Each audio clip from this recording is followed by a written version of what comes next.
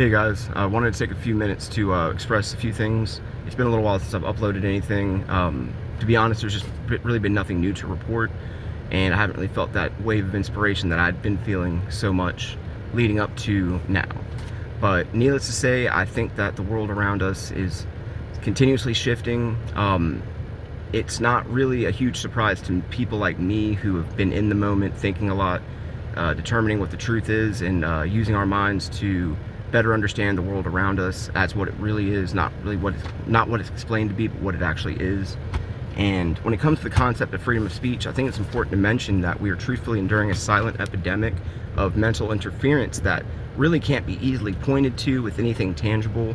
It's just something that I know, feel, and believe in, and I'm sure many people would agree that the world is not the same. People have been altered, and our futures and outcomes in life are constantly manipulated by cultural engineers who have too much control, too much say in what we say, think, feel, and what we believe in.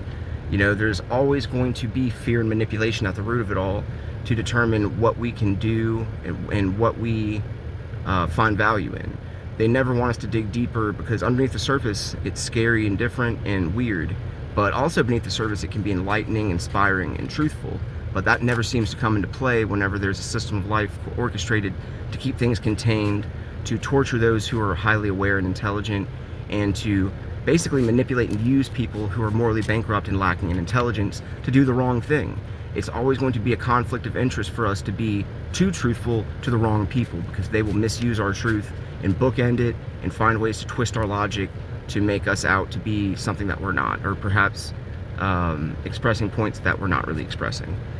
I myself do have freedom of speech. I don't think my speech is censored at all, but I do not have freedom from censorship, observation, and acknowledgement. That's the difference. You can speak the truth all day long, but if you're not interpreted, if you're not comprehended right, then it doesn't matter. It's all just going to go in one ear out the other. It's all hot air being blown out of your mouth that doesn't really have true meaning or substance. Most people are held back from being expressive about what they feel and believe in because of the ineptitude and the moral bankruptcy of those around them. Many people are intelligent and they get it, and they're surrounded by the wrong group of people in which they can't be themselves. They can't be forthright. They can't speak from the heart. Because quite simply put, you can't bare your soul to a narcissist and expect for them to take that information and use it the right way. It just doesn't work. So our environments that we're in are always going to be purposefully orchestrated to contain our expression and to contain our misery. They want us in our misery cycles, independent of each other, never commingling, never connecting any dots, and never actually building off of anything into anything meaningful or relevant. It's always going to be an exercise in futility until you're around the right people. And they never want to make that easy. They always want to make it a difficult endeavor to ever imagine being truthful or real to somebody out loud without it being a problem. Many of us are being conditioned into the idea that if we speak up, if we point to problems or we call anything or anybody out, then we're going to be at a loss, that it's going to be a detrimental thing. And I simply don't care. I simply don't care at all. I'm going to live my life to point to these problems and to hopefully reach people in a creative way enough to have them think. Because the whole goal of the system of life and what these cultural engineers are trying to implement is a lack of thinking. They don't want you to use your brain. They don't want you to have an executive function that's strong enough to make executive decisions.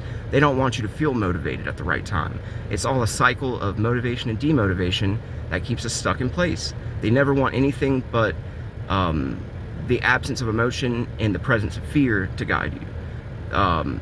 My fear lies in the fact that this is our world and we can do so little about it. That's what makes me fearful. But speaking of the atrocities and actually trying to point to them does not inspire fear.